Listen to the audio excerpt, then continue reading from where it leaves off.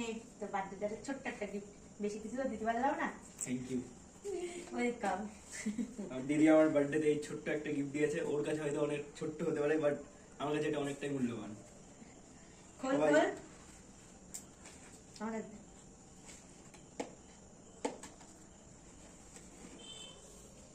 গাড়ি দেখ তোর পছন্দ হয় কি? পছন্দ মতো নিয়েছিস তুই, আবার পছন্দ না মানে আরে কিছু হবে না।